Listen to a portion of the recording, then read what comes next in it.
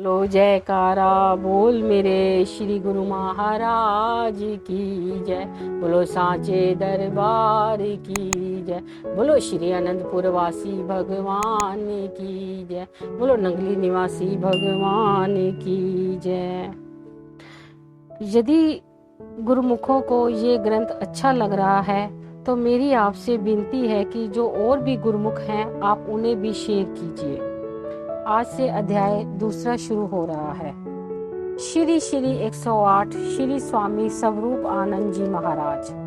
कोटि कोटि मम वंदना संतन के सरताज। प्रगटे दिव्य छटा दिए श्री दित्य महाराज। अनुपम तेज ललाट पर अरुणाधर मुस्कान। रसना से मृदु मधु वचन करत अजान सुजान।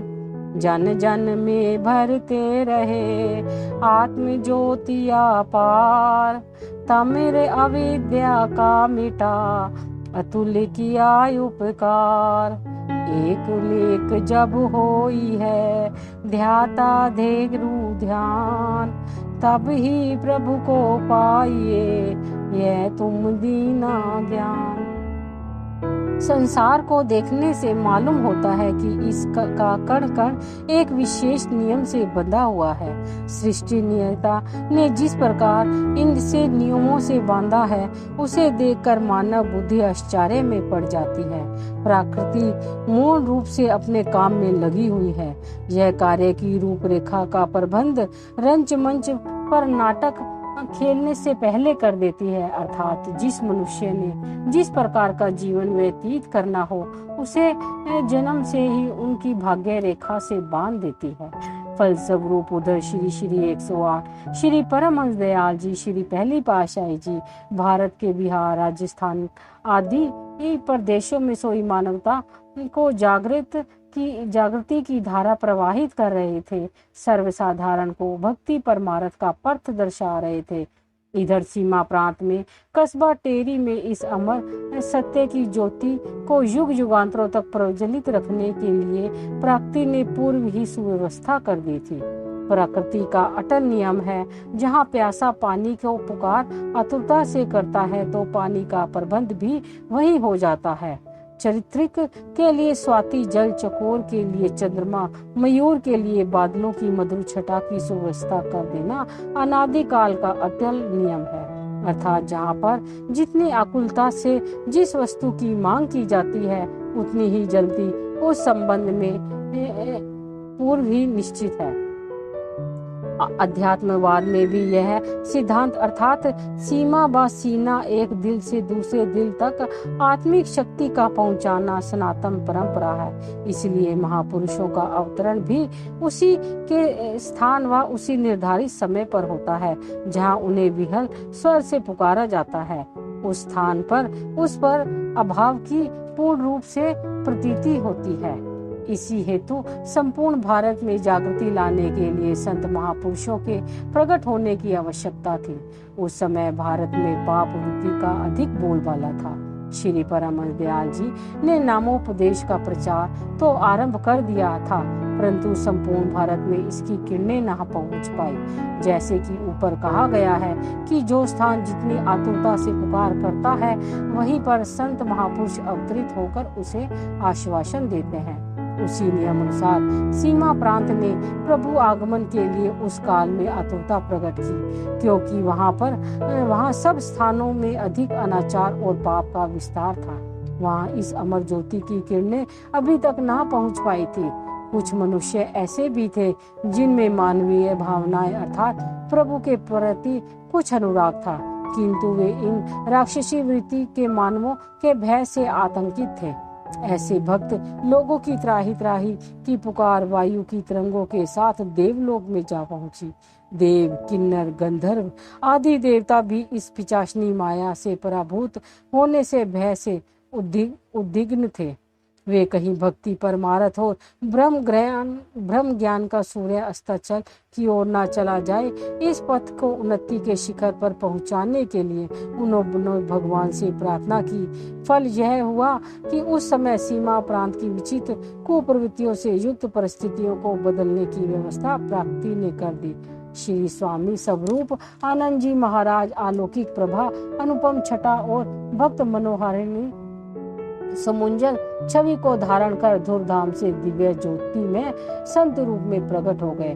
उस समय वहां पर सीमा प्रांत की यह दशा ठीक इसी प्रकार थी कि जब भक्तों ने विपत गामनी भयस करणी करही अनीति जय नाही वरणी, धर्म हेतु जब भगत पुकारा सुनि क्रुदन श्री करुणागारा, प्रभु प्रगटे सतगुरु स्वरूपा नसरत भय भव सकले अनुपा। कि जब भक्तों ने व्याकुलता से पुकार की तब प्रभु संत रूप में अवतरित हुए। इसका अर्थ यह नहीं कि केवल प्रभु ने ही सीमा प्रांत वासियों के कल्याण हेतु ही जन अवतार लिया। वे तो इस धराधाम पर जन जन को धूमधाम अनामी लोक का संदेश देने के लिए आए थे। सीमा प्रांत को तो महत्व इसलिए दिया गया है कि वहाँ की उस समय की परिस्थितियों ने किसी महापुरुष के आगमन की न्यूनता को प्रकट किया, जिसने सर्वज्ञ अंतर्यामी प्रभु को जन्म स्थान सीमा प्रांत में टेरी ही बनाना पड़ा। जिस प्रकार एक निपुण किसान ही जानता है कि किस भूमि पर हल चलाना है, कहाँ पर बीज बोना है और कहाँ सिंचाई की आवश्यकता है, इसी प्रकार श्री सद्गुरुदेव महाराज जी श्री दूसरी पातशाही जी ने ब्रह्मनिष्ठ पराविद्या के स्वामी ही इन सब गुणों से संपन्न थे और पहचानते थे कि किस स्थान पर किस प्रकार से सत्य नाम का बीज डालना है, ताकि भक्ति के नन्हे पौधे को अंकुरित कर फल फूलों से भरना है। जिस स्थान पर महापुरुष पीर पैगंबर अवतरण धारण करते हैं, उनके चरण स्पर्श करते ही वह भूमि भाग्यशाली बन जाती है। यही कारण है कि श्री सद्गुरुदेव महाराज जी श्री दूसरी पातशाही जी ने अवतार धारण करते समय सीमा प्रांत के भाग्य जगा दिए थे। अवतरण। बसंत की सुहावनी ऋतुराज बनकर ऋतुओं पर शासन करने आई। कलियों ने मुस्कान के साथ घूंघट खोले। नव पल्लवों नए पत्तों ने कोमल लांगों द्वारा ऋतुराज का स्वागत किया। भ्रमर पुष्प पर गुंजार भरने लगे। हरी हरी धूप ने पृथ्वी को मखमली गलीचे से ढक दिया। ऋतु के साथ प्रकृति भी मुस्काई। नभ से देवताओं ने पुष्प वृष्टि की। आहद की एक मधुर झंकार के साथ भक्त हृदय हर्षित हो उठे। सीमा प्रांत के कोहाट जिला बाड़ा तहसील में स्थित कस्बा टेरी में 3 संभ्रांत कुलों में से एक वासुदेव कुल था। इस वासुदेव कुल के उच्च प्रतिष्ठित घराने में हमारे चिर स्मरणीय अभिनंदनीय श्री 108 श्री स्वामी स्वरूपानंद जी महाराज ने अवतारण लिया। आपने वसुदेव कुल में दिनांक 1 फरवरी सन 1884 ईस्वी तदनुसार 20 मघ संवत 1940 विक्रमी बसंत पंचमी शुक्रवार के शुभ दिन इस धरती के भाग्य जगाने के लिए अवतार धारण किया। प्रभु लीला प्रभु दयाल जी आपके पूज्य पिताजी तथा सुश्री राधा देवी जी को माता कहलाने का सौभाग्य प्राप्त हुआ। आपका शुभ नाम श्री बेली राम जी रखा गया। संकट मोचन भक्त वत्सल श्री सद्गुरुदेव महाराज जी के अवतार धारण करते ही वासुदेव कुल सचमुच धन्य हो गया। कहा भी सत्य है कि धन्य मातु पितु धन्य कुल भवन सुहृद परिवार ज्ञानु भानु परिकसिया तिहु लोक उजियार। धन्य है तेरी भाग्य तब प्रभु लीना अवतार भव बरधी से तारने धरा रूप साकार। शास्त्रों में भी उस कुल को पवित्र, माता को पवित्र तथा धरती को भी पुण्यवती कहा गया है। आप जन्मजात अवतारी पुरुष थे। आपने जन्म से पहले ही अलौकिक प्रतिभा का प्रदर्शन करा दिया। कहा जाता है आप जब माता जी के गर्भ में थे तो माता जी श्रीमती राधा देवी जी को अपने अंदर से मूल मंत्र तथा अनाहित ध्वनि में बांसुरी की आवाज आती थी। कई बार माता जी कहती पता नहीं मेरे कानों को कौन बांसुरी बजाता है। आपके जन्म के कुछ समय पहले माता जी की वृत्ति दान पुण्य से मुक्त हस्त खुले हाथों की हो गई थी। यदि कोई रोकता तो उत्तर में माता जी कहती कि मेरे तो वंश की बात नहीं, मेरे तो केवल हाथ हिलते हैं, आदेश किसी और का है। इस प्रकार द्वारा जो भी भिखारी साधु फकीर आया कभी खाली ना लौटा। श्री सद्गुरुदेव महाराज जी के जन्म के पश्चात माता जी का अनाहत भी बंद हो गया। जब आपने जन्म लिया तो अन्य उपस्थित संबंधियों तथा माता ने देखा कि सहसा एक दिव्य प्रकाश हुआ। जन्म के समय आपके मुखमंडल पर साधारण बालकों जैसे रोने धोने के चिन्ह थे। अरुणाधरों पर मृदुल मुस्कान खिल रही थी। आपके शुभ आगमन से प्रकृति ने प्रसन्नता का शुभ संदेश दिया था। चारों ओर बहारें छाई हुई थी। बोलो जयकारा बोल मेरे श्री गुरु महाराज की जय। प्राय देखने में आता है कि दिव्य विभूतियों के सम्मान इन 4 स्थानों पर नहीं होता: जन्म स्थान, बंधु बांधव, अपना परिवार और बाल सखा। आपने अलौकिक शक्ति से यह आश्चर्य में डाल देने वाला कार्य कर दिखलाया कि सीमा प्रांत में प्रकट होकर वहां के निवासियों में भक्ति की प्रज्वलित ज्योति को भर दिया। आपने टेरी में बाल लीला से भक्ति अमृत का ऐसा स्तोत्र बहाया कि सभी नगरवासी एवं घर के सब पर एक अनूठा प्रभाव पड़ा। वहाँ के वयोवृद्ध लोग जब आपके दिव्य स्वरूप तथा अलौकिक लीलाओं को देखते तो सहसा कह उठते कि यह तो कोई अवतार है, साधारण पुरुष नहीं। घर घर में आपकी पूजा हुई। उन लोगों ने श्रद्धा, विश्वास तथा प्रेम की अनन्यता का आदर्श अनंत मिलना कठिन है। प्रकृति का यह नियम है कि भावी निर्माता के लक्षण बाल्यकाल की झलकियों में प्रदर्शित कर देते हैं। इसी तरह आपके बाल्यकाल की अटखेलियां इसी सत्य को स्पष्ट करती हैं कि आप जन्मजात अवतारी पूर्ण तत्वज्ञानी महापुरुष थे। आपकी अवस्था अभी 40 दिन की ही थी कि एक जटाधारी फकीर आपके घर के बाहर आकर धुनी रमाकर बैठ गया। पूज्य माता जी द्वार पर आकर फकीर को देखकर अंदर से कुछ भिक्षा देने के लिए पुनः बाहर आई। फकीर ने कहा, माई, हम तो आपके बालक का दीदार करने की भिक्षा चाहिए। माता जी ने आपको बाहर ना लाने के लिए स्पष्ट कह दिया। उसके दिल में विचार आया कि फकीर जंत्र मंत्र से ना जाने बच्चे पर कोई प्रभाव ना डाल जाए। माता जी ने अत्यधिक कहा कि बाबा तो किसी दशा में भी बाहर नहीं लाना, परंतु बाबा जी भी अपने हट पर अड़े रहे तथा धुनी रमाकर अलख जगाने लगे। वाद विवाद को देखकर पड़ोसी स्त्रियों की भीड़ जमा हो गई। पंडित हेमराज जी भी किसी कार्यवश वहां आ पहुंचे और उन्होंने इस वृत्तांत के विषय में पूछा तो फकीर ने अपनी इच्छा प्रकट कर दी।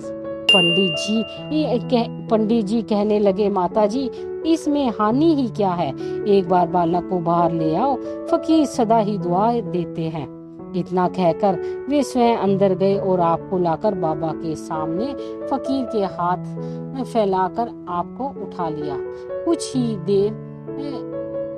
कुछ देर तो वह आपको निहारता रहा, फिर उसने बड़े प्यार से धीरे से कहा, क्या बाबा को पहचानते हो?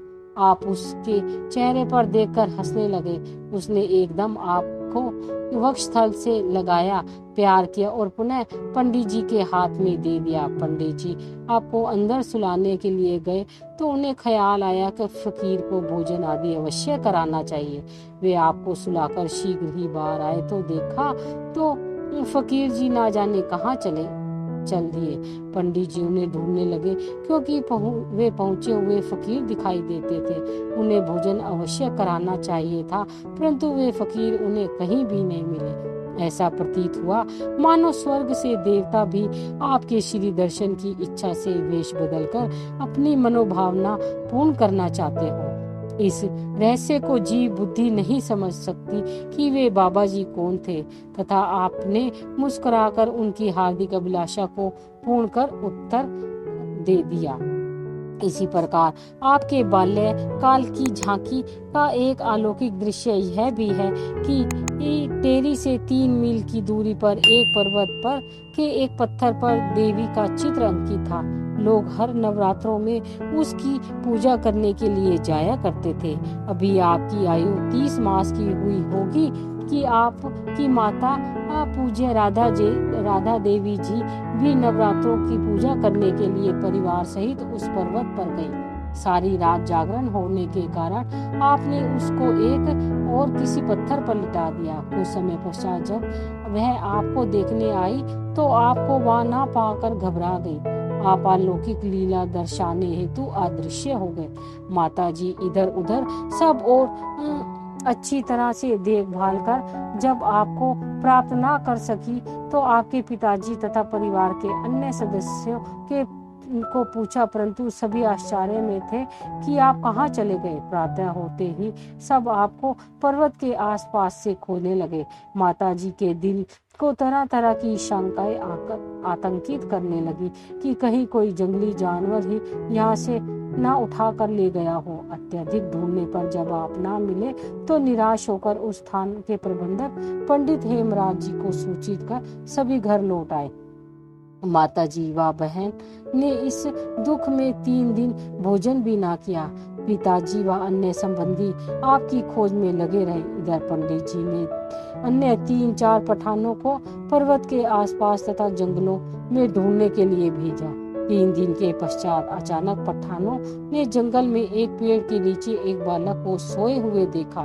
बालक के ऊपर फर्नियर सर्प फन फैलाए बैठा था तथा बच्चा उसे देखकर प्रसन्नता से किलकारियां मार रहा था। वे पठान पंडित जी के पास दौड़े आए और सब समाचार कह सुनाया। पंडित जी उसके साथ उस स्थान पर पहुंचे जहां तथा आपकी देदीप्यमान छवि को दूर से निहार रहे थे। जो ही पंडित जी पठानों सहित उस सर्प को मारने के लिए समीप गए, त्यों ही सर्प स्वयं दूर चला गया। पंडित जी ने आपको उठाया और प्रसन्नचित्त होकर शीघ्र ही आपके घर गए। माता पिता तथा अन्य संबंधी आपको सकुशल पाकर प्रसन्नता से झूम उठे। माता जी ने आपको प्राप्त कर यथासंभव मंगल कार्य किए। कौन जाने इस घटना में क्या रहस्य था। आपने दर्शाया कि इसी प्रकार ही हम इस लोक में भी माया से स्वतंत्र रहेंगे। इस प्रकार कई बार अदृश्य हो जाना तो आपका खेल सा बन गया था। माता जी तो बेचारी इस दुख से सर्वदा दुखित रहती और पिताजी व भाई प्राय आपकी खोज में लगे रहते थे। बाल्यकाल से ही आप स्वतंत्र प्रिय, एकांत सेवी तथा भजन भक्ति में लीन रहने वाले थे। आप स्वाधीन प्रकृति होने के कारण प्राय 2-2, 4-4 दिन घर से निकलकर गिरिगृह में जा बैठते। पर्वतमालाओं में रहने वाले पठान पर्वत की कंदराओं में आपको अकेला बैठा हुआ देखकर आपको घर तक छोड़ आते। टेरी में वैशाखी के शुभ पर्व पर वहां से कुछ दूरी पर मेला लगता था। लोग खान पान तथा अमोद प्रमोद में सारा दिन वहीं पर व्यतीत करते थे। आपको भी पिताजी वहां अपने साथ ले गए, परंतु आपको तो इन दुनियावी मनोरंजन तथा सांसारिक कार्य व्यवहार से कोई सरोकार नहीं था। अस्तु आप अपने पिताजी से आंख बचाकर उनके हाथों से अपना हाथ छुड़वाकर पर्वतों की ओर निकल गए। पिताजी की चिंता का ठिकाना ना रहा। सारा दिन आपकी खोज में लगे रहे। संध्या तक भक्ति चुनी राम माटा ने तो श्री परमहंस दयाल जी से परिचित थे। आपको पर्वतों पर भागते हुए देखा और एकदम आपके पीछे जाकर आपको पकड़ा और कंधे पर बिठाकर घर की ओर चल पड़े। उस समय आपकी आयु 4-5 वर्ष की रही होगी। जब आपकी आयु 8-9 वर्ष की हुई तो आप नंगे पांव नंगे सिर पर्वतों की गुफाओं में जाकर बैठ जाते और भजनाभ्यास में मस्त हो जाते। घर वालों को यह चिंता रहती कि कहीं किसी जंगली पशु के पंजे में आप ना आ जाएं। कई बार बड़े प्यार से गोदी में बिठाकर माता जी पूछती कि क्या घर में कोई तुम्हें कष्ट तो नहीं है। आप उत्तर में मौन रहते। टेरी निवासी बड़े बूढ़े सज्जन आपकी अनूठी सुषमा को देखकर अपने आप अपने पास बिठा लेते और मुट्ठी बंद करके पूछते कि इसमें क्या है। तब आप अपने भोलेपन से उत्तर देते कि अमुक वस्तु है। सभी विस्मय से यह देखते ही रह जाते कि वही वस्तु मुट्ठी से प्राप्त होती। इस लीला को देखकर वयोवृद्ध यही कहते कि यह कोई महान विभूति है, साधारण मनुष्य नहीं। वे आपको अपने घर ले जाते, चरण चूमते और श्री वचनों का मधुर रस पान करने के लिए कुछ न कुछ चर्चा आरंभ कर देते। आप अपने चरण कमलों को छुपाते हुए कभी वहां से भाग जाते, परंतु श्रद्धालु और सतता के उपासक प्रेमी आपको पकड़कर आपके चरण चूम ही लेते थे। आप इस झमेले में ना पड़कर फिर वहां से पर्वतों की ओर निकल जाते। उस समय दशा यह होती कि चरणों के सुकोमल तलवों में पैने कांटे चुभ जाते, पहरावा झाड़ियों में उलझकर तार तार हो जाता, परंतु आपको शारीरिक कष्ट की कोई चिंता ना होती। भजन बंदगी में अधिकतर समय व्यतीत करते आपके नेत्रों में एक दिव्य मस्तक पर अलौकिक प्रकाश की आभा विद्यमान रहती, जो भक्त लोगों को हृदय को आकर्षित करती थी। पर्वत निवासी लोगों में से एक ने जब भी आपको मालिक की लगन में एकांत में बैठे हुए देखा, एक विलक्षण तेज आपके मस्तक पर उन्हें दिखाई देता। वे उस दिन से आपको सच्चा फकीर मानने लगे तथा आपकी ध्यानावस्था पर मुग्ध हो गए। वे कई घंटों तक गुफाओं के बाहर आपके श्री दर्शन की प्रतीक्षा में बैठे रहते। इन लोगों ने भी कई बार निकट संबंधियों से जाकर पूछा कि यह कोई पहुंचे हुए फकीर है, सांसारिक बंधनों में जीवन व्यतीत करने के लिए पैदा नहीं हुए। आपकी वो संसारिक विद्या के लिए विवश किया जाता था, लेकिन जो स्वयं विद्या बार्दी हो उन्हें तरंगों की क्या आवश्यकता। घर वाले विवशता पूर्वक बिठाकर आपको कभी कभी हिंदी गुरुमुखी पढ़ाते, किंतु किसी पाठशाला में जाकर आपने शिक्षा ग्रहण नहीं की। जब किसी ने पढ़ने के लिए कहा तो आप तत्काल किसी धार्मिक विषय पर उपदेश देने लगे कि क्या केवल पुस्तकीय ज्ञान ही विद्वता का मानदंड है। महानता तो पराविद्या अर्थात ब्रह्म विद्या के जानने में है। यथार्थ ब्रह्म ज्ञान की प्राप्ति में ही महानता का रहस्य छिपा है। सो आपने ऐसे अनुभव भरे उपदेशों तथा ग्रंथों के रहस्य को स्पष्ट रूप से वर्णन किया कि बड़े बड़े बुद्धिजन भी चकित रह गए, जिनका वर्णन आपकी जीवन झलकियों में आगे मिलेगा। बोलो जयकारा बोल मेरे श्री गुरु महाराज की जय।